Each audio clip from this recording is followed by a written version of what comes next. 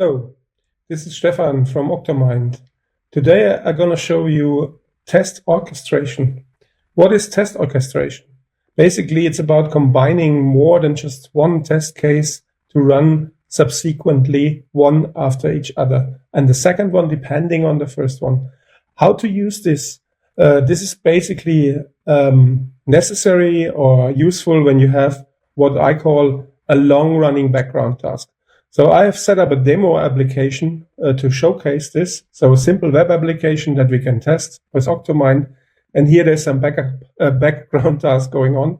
So when you submit a task, it's basically doing something in the background that takes a while and finally then being finished and completed, telling success if you don't cancel it. In Octomind, I've tested this application by setting up two tests. One that is basically about starting the background task. So simple step sequence starts a background task that will last 80 seconds. Checks in the end that the task is in progress, really, the one that we just saw. And then there's a second test case that checks for a specific task to finish successful. But this can only be run after the background task basically has completed. And if there is a long time in between, you cannot simply wait. That's why we do an orchestration of tests. So what I will do is the following. There's the whole application, including a private location worker within Docker Compose. I will quickly go over the application. Then I will start the first test case. This will kick off the background task. Then we will wait for the background task to start. Then we will wait for the background task to finish. And when it's finished, we will actually start the second test case. So these test cases are tagged, as you may have noticed, with tags. First called start, the second called validate. And now when we look at our controlling script, you will see how this is basically done. So let's quickly go over the application. It's built with Python, very simple. So Flask service that uses a Celery worker in the background that in turn uses a Redis cache as the queuing or memory infrastructure for the queue. And we also have a private location worker to be able to access the whole thing from the cloud. It's already running. I've simply started it with Docker Compose up. And that's why we can just look at it here. I've done this already and submit a task and you can see it running. So to do the orchestration, actually, I have a simple shell script that is basically following that flow. Just execute the first test with the tag start to start the long-running, kick off the long-running task. Then has some waiting loop, and when the waiting loop is over, it kicks off the second test with the tag validate, and also hands in a variable for exactly the task ID to look for.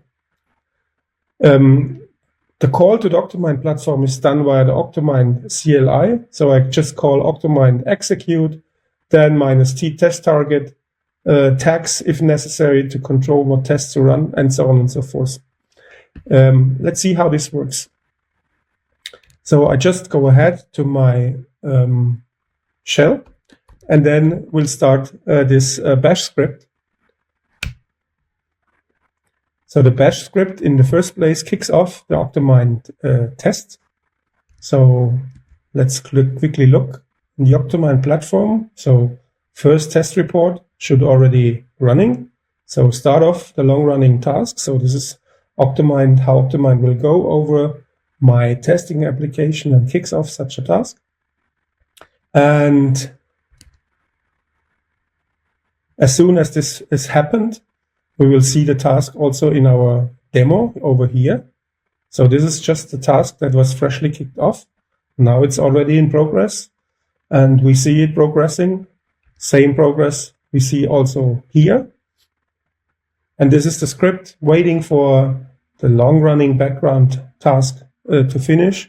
We can also quickly check the first test report that started off the task was successful. Nothing specific here. We just see again the steps that was creating the task by clicking on submit and so forth. And as soon as the background task has finished, and this could really a very long time. In this example, we choose 80 seconds. So it should finish soon. And as soon as it's over, it will kick off the second test case and giving it exactly the task ID it needs to look for. So this is now already kicked off. And when we go into the test report overview, we will see the second test report with this other test case being kicked off. And we see even what kind of task it's looking after. So we give this also a minute and then see how it checks for the long-running background task to be completed successfully. Also, green test case, we will quickly look into it. It opens the all task list, checks for the first one that has the right ID, exactly the one it was looking for, and we find it all good.